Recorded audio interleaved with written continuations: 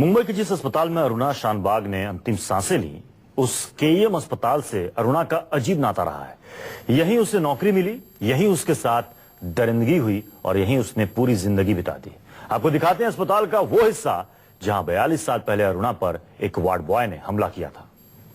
इस वक्त हम मौजूद हैं उस जगह पर जहां पर अरुणा शानबाग के साथ में वो घटना हुई थी, जिसके बाद से वो कोमा में चली गई थी। जी हाँ, मैं आपको बताना चाहूंगा, यही वो चेंजिंग रूम है जो उस वक्त यानी कि 1973 में लेडीज के लिए चेंजिंग रूम हुआ करता था। और यहीं पर दोपहर की ड्यूटी 3 से 11 की जो शिफ्ट थी, उसमें जब वो शाम के तकरीबन 7 से 7:30 बजे के बीच में यहाँ दाखिल हुई, तब सोहन लाल वाल्मीकि नाम का जो आदमी है, उसने जो खुद यहाँ पर वार्ड बॉय था और स्वीपर था, उसने यहाँ पर उनके साथ में छेड़खानी करने की कोशिश की थी, बलात्कार करने की कोशिश की थी। और उसके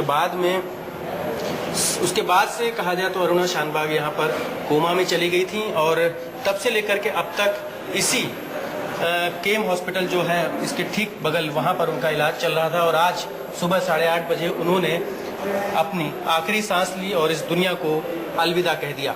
कैमरा पर्सन आतिश के साथ अविनाश पांडे, न्यूज़ 24, मुंबई। तो 1-2 साल नहीं बल्कि 42 सालों तक वो अस्पताल के बिस्तर पर रही। अस्पताल के कर्मचारी ही उनकी देखभाल करते और जिंदगी जीने का हौसला भी शायद इसी प्यार और अपनापन से मिलता रहा। आपको वो कमरा दिखाते हैं जिसमें अरुणा ने 42 साल बिताए।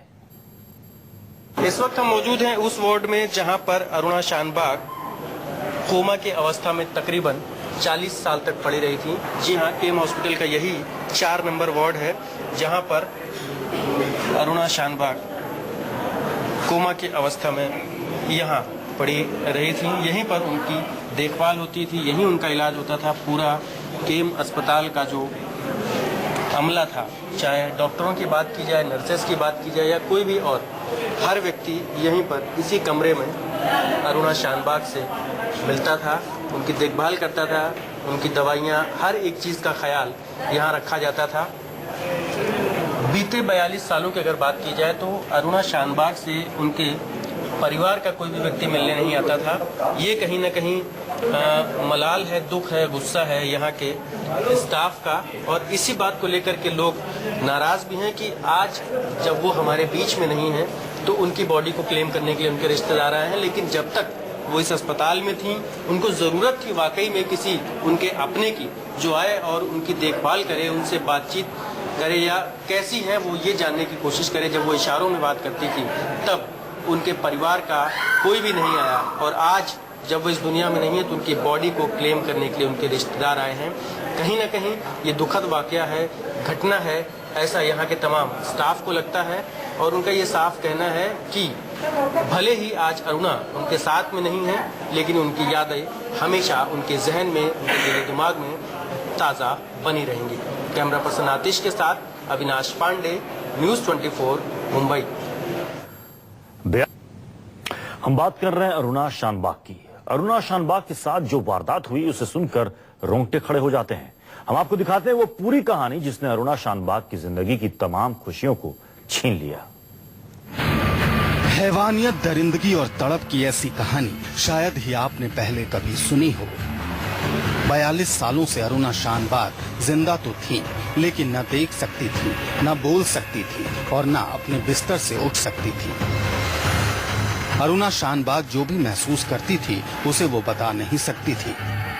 सब कुछ गंवा देने के बावजूद अरुणा शानबाग की धड़कनों ने उनके जिस्म का साथ नहीं छोड़ा और 68 साल की उम्र की दहलीज पर पहुंचकर अरुणा ने दुनिया से विदाई ली। आज अरुणा शानबाग की लीगल डेथ हुई है, नहीं तो हर रोज वो मर मर के जी रही थी। अरुणा केईएम अस्पताल में नर्स थी। इसी अस्पताल के डॉग रिसर्च लेबोरेटरी के वार्ड बॉय सोहन लाल वाल्मीकि को कुत्तों के लिए आने वाले मांस खाने की आदत थी। अरुणा शानबाग उसे अक्सर इसीलिए टोका करती थी। सोहन लाल ने इसी वजह से अरुणा शानबाग पर नजर रखना शुरू कर दिया। तारीख 23 नवंबर 1973। अरुणा शानबाग अस्पताल के चेंजिंग रूम में थी। इसी दौरान सोहन लाल ने अरुणा शानबाग पर हमला किया, उसके साथ रेप की कोशिश की और सोहन लाल ने अरुणा के गले को कुत्तों को बांधने वाले चेन से जकड़ दिया।